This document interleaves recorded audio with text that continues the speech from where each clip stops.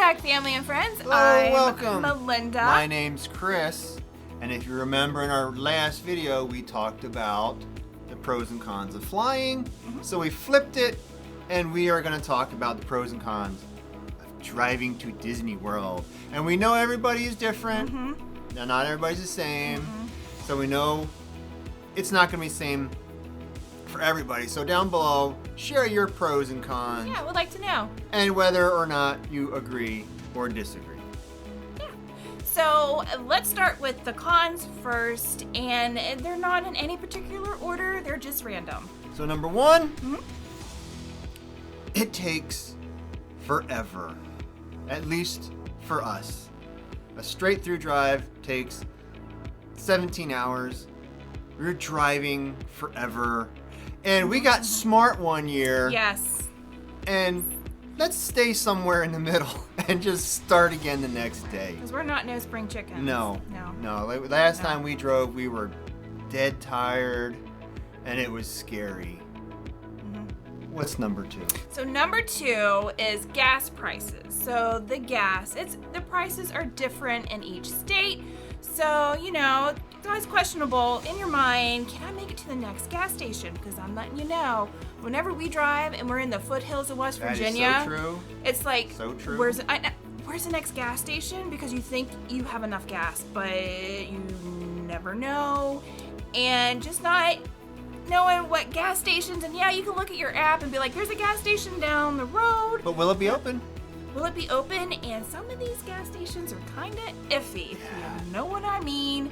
Just not in West Virginia. It's anywhere, and plus if it's dark out, it's questionable. So that is one of the downsides of Number driving. three, when you get down there with a car, you got to park it, and now you got to pay for parking at the resorts and at the parks. Yes. Unless you're like us and DVC members, then we don't have to pay for parking. But more likely than not, you're going to pay for parking somewhere on property. Yeah. And number four. So let's see what it is. Okay, so this one's a biggie too. Getting lost. Now I know we have the Google and maps and all that good stuff, but sometimes there's situations to where you just can't help it because there's detours. The last trip, 2020, 2019.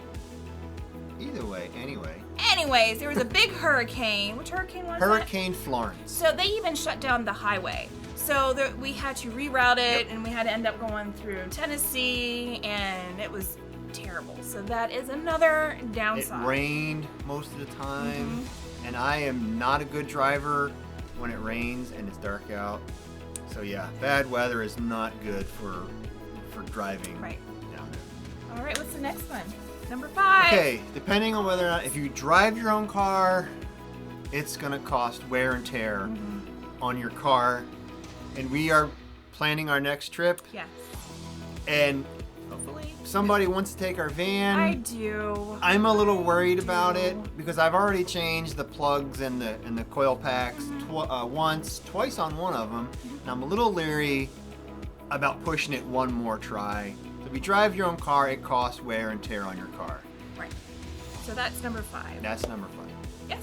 If you're liking our video, give it that old thumbs up. Every thumbs up. Yes. Helps our channel grow. So subscribe if you haven't already subscribed, and check to make sure that you are subscribed if you subscribe, because lately they've been taking subscribers and taking them off our channel. So just double check. And if you will just hit that notification bell right here, cling, cling, cling, cling.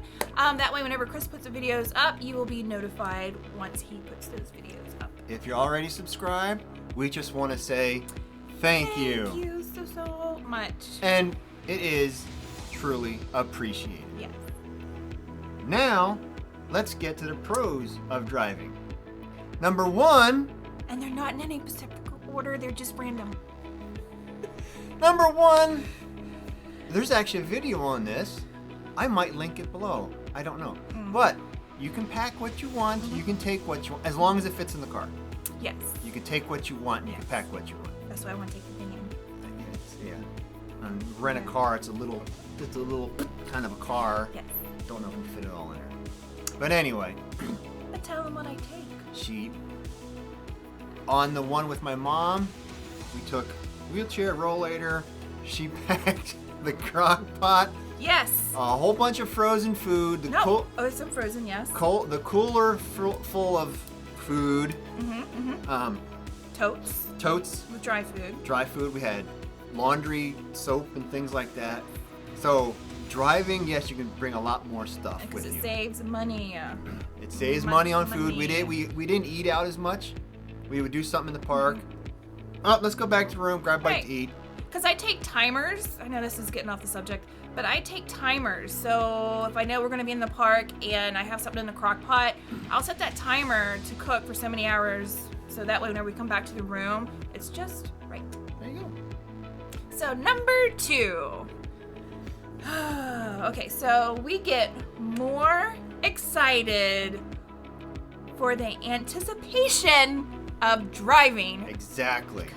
I just love a road trip. You know, you're with family, you're creating memories, and that's how I was raised as a kid, and I think that's why I love it so much. We got memories when we took her parents. Oh, yes. They were 2 little squirrels.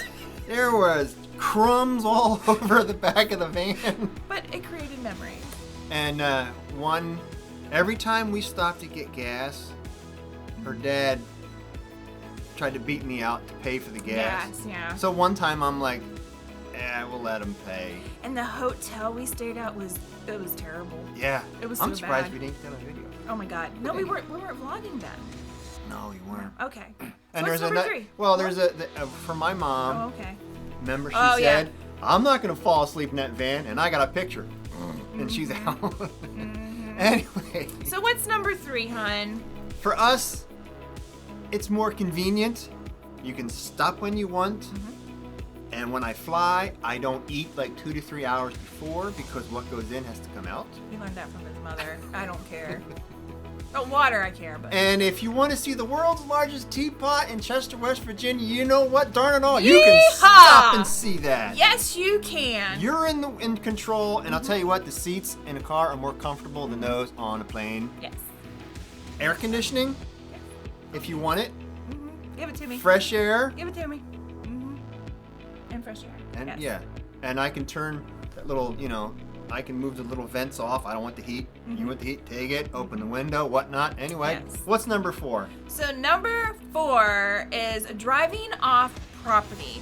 So yes, sometimes we like to go off property because we love to go to the Disney Character Warehouse to get all kinds of goodies. Cheap souvenirs. Yes, so that way you're not spending so much in the park. And we like to just check out Orlando, eat off property, get groceries. And I know you can order groceries, but it's nice to get off. And I know I love the Disney bubble, but sometimes it's just nice to have that freedom of going off property or even driving. Like if you have a dinner reservation somewhere and you don't want to wait for a bus for an hour and it's going to take 2 hours, you can just hop in your car and go. So what's number 5? Number 5? Well, on our last trip when we flew, we actually had to bring a second suitcase because we knew we were going to buy a bunch of stuff and bring it home. So number 5 is there's no limit on what you can pack when you come home, as long as the space is available. Yeah, so if I got to carry that on my lap, I'm going to carry it on my lap all the way home. So thank you so much for watching. And if you have any pros or cons of your own, just drop them down below. Drop them down below. Drop them down below. Whether you agree or disagree. And we'd like to hear from you guys. And remember, until next time, you are never too old to be young. See everybody later. Bye. Bye.